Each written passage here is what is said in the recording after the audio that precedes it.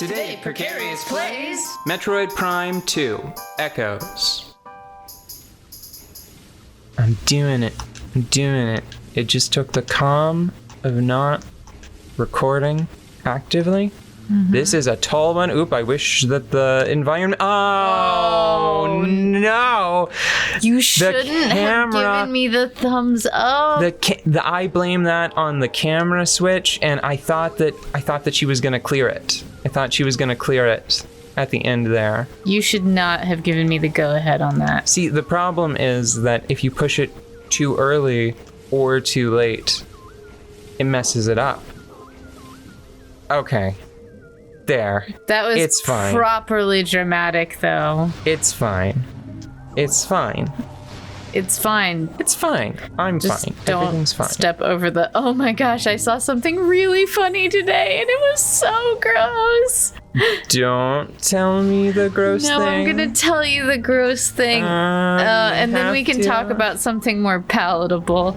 Cool. So upon recording, it's the time of year in the year's end where the peoples, they share a lot of food. And so people start talking about recipes a lot more, which is my favorite time of year, but only because of the food, and like everything else is crud. Like I don't feel very happy about gift exchanges or decor or really like parties of the nature that tends to be holiday parties, which is like you cram a bunch of people who only kind of want to be near each other much closer for like way too long.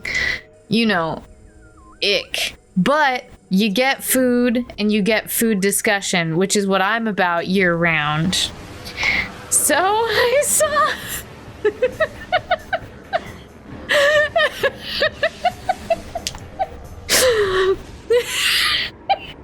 Yeah? I can't. Okay. I saw a butt. It was a butt. No, it was strawberries and cream jello. Yeah. Right? But it wasn't a homogeneous texture. Or it was a homogeneous texture, but it was not a homogeneous color. Because parts of the jello were opaque. So it had a very unsettling look to it. And somebody... Uh-huh. I'm sorry, I don't think it's actually this funny. But it's giving me the church giggles. Somebody put it in a butt pan. Somebody said in a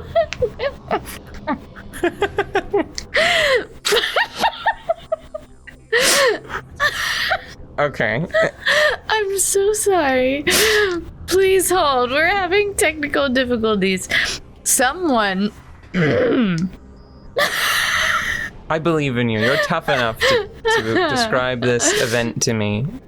I believe in you. Someone put a off opaque Get the energy, pink... but don't save. Don't talk to me. Oh, okay. Somebody put an a fleshy toned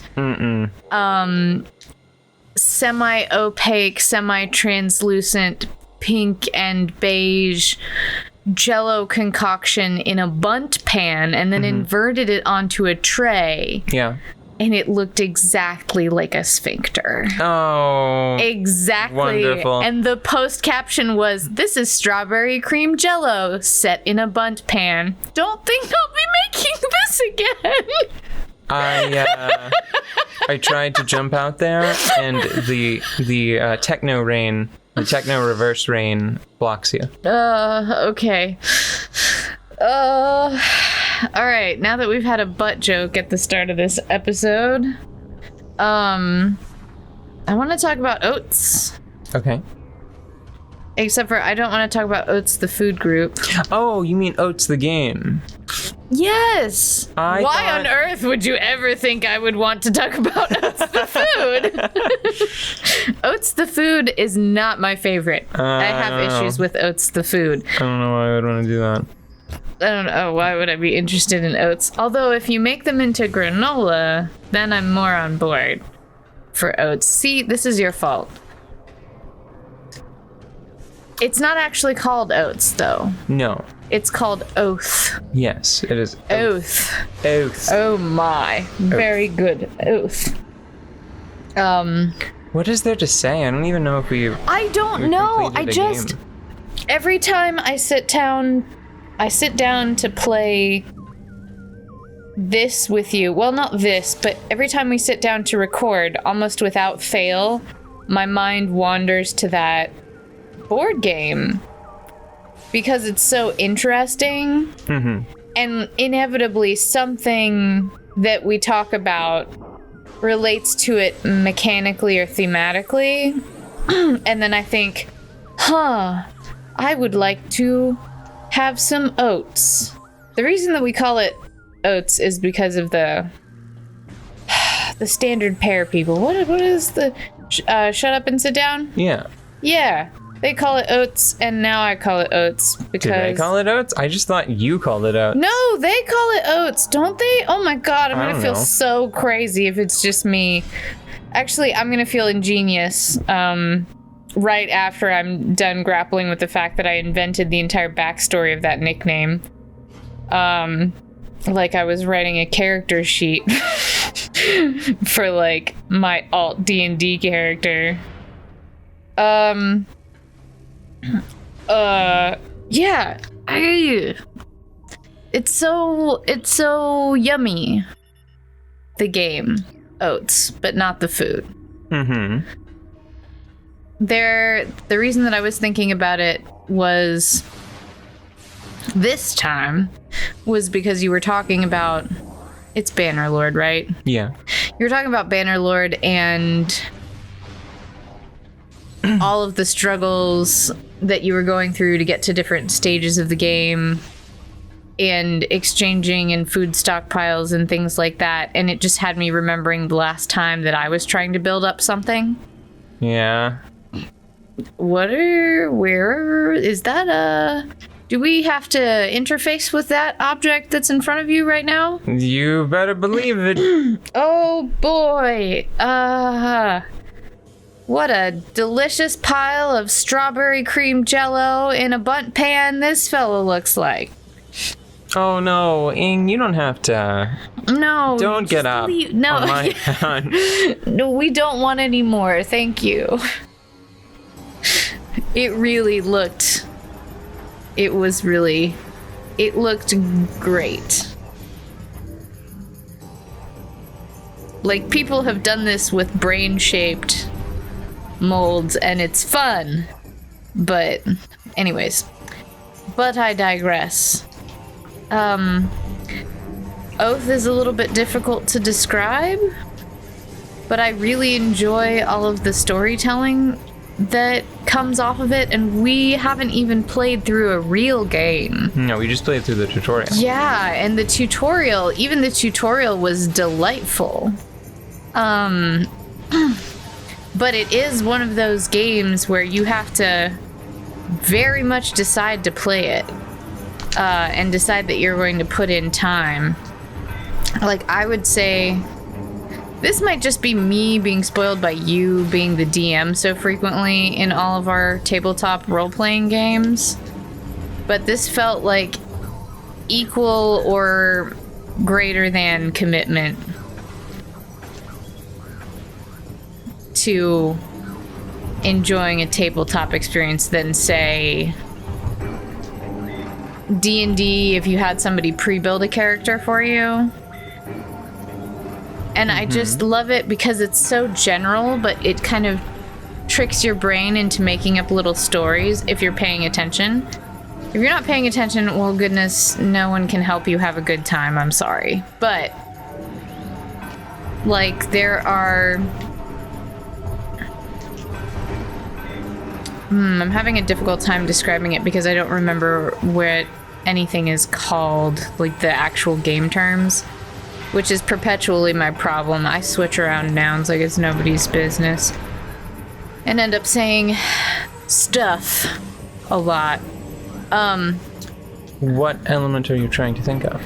The only element that I remember the name for is the denizens, but how the denizens interact with every other thing on the board.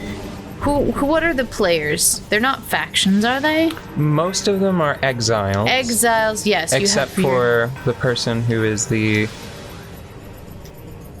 Chancellor? Oathkeeper? Oh, Chancellor. No, because the Oathkeeper is flexible. You know, I've got to say, one of the things that is kind of charming about this title is how much it sounds like you're talking about the Cones of Dunshire. It does! And that is not lost on me. I cannot pretend like that does not have an effect on the enjoyment I have of this game. Maybe I shouldn't try to talk about it. It sounds pretentious when you talk about it, but it's really not. It's just so cute and fun and adorable and takes a long time. It takes like 4 hours to learn the game. Maybe it doesn't take... No, it takes 4 hours to learn enough of the game to play it so that you can learn it the rest of the way over like 80 hours or whatever. But that's just video game time scale, you know? Video game or TTRPG timescale. So like if you go to that board game and you say, wow, I love TTRPGs, especially the ones that let me have a good juicy story and don't worry too much about combat, then you are gonna have a great time. You know? Is that fair to say?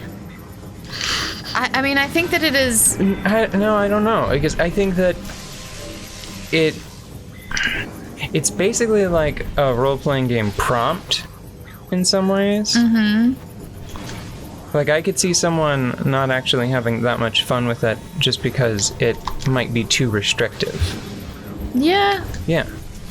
Sometimes I do appreciate a bit of restriction because I'm the kind of person who would really like to play more TTRPGs than I do, but I don't have the time to expend in the more fluid aspects of it. You know? Mm-hmm. Like digging into every little option that a character that you make could grow into, and then deciding far in advance what you're trying to reach for. I'm very improvisational when it comes to TTRPGs because I just... Like the last time that I was able to really dig in and kind of plot out, at level 5 I want to be this, and at level 10 I want to be this, and at a level 25 I'm gonna be able to blow up God. You know, like I haven't done that with a character since I was like in the middle of college, you know? Because in the middle of college you're, you know, expected to do a lot of like sit at a desk, researchy type stuff, so it looks very appropriate if you spend a lot of time on your laptop doing God knows what. And it's a really excellent way to procrastinate if you have research you don't want to be doing, but need to look like you're doing research in a lab setting. Mm-hmm. It's like really great to have some D&D stuff to work on. Like, oh yes, I'm reading manuals. What manuals? Oh, don't you worry about it. You know? Very technical. Very technical manuals. I'm studying the typesetting. In my case, it would have been I'm studying the typesetting on these role-playing multimedia rulebooks that deal in collaborative storytelling, so that I may discuss them for my typography project. Blah, blah, blah, blah. You would be fascinated at the amount of graphic design it takes to run a decent TTRPG, and I'm studying that and only that, and definitely not looking up feats for my character next week. Yes, yeah, oh, yep. You remember that time we brought Assassin's Creed to class? I do. I was just thinking about that because I saw a video recently of somebody going to Italy and they were giving a tour of like downtown, what would it have been? Assassin's Creed 2 was in Florence, right? I don't remember. I know that it was... Oh. It was in Italy. I know, but Italy is a whole country. Okay?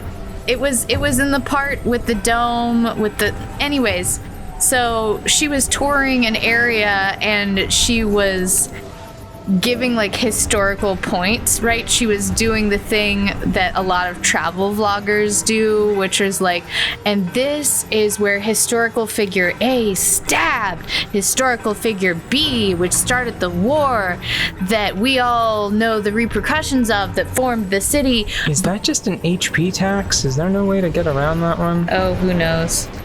I've been barely paying attention to the boss fight because I feel like It's huge! I feel like it is my job to be a storyteller when you are entertained in such a way. But anyway, so this woman was going around and she was like, this is the part where I fell off and this is where they hid the key in the dome and I had to climb this and this is where you land with the flying machine. And she was just giving the Assassin's Creed 2 tour of those historical landmarks in that area of town, and I'm like, yes, I remember because we brought it to art history class because we were talking about that era of architecture and it was so well reproduced. And now I just recently got to see somebody walking around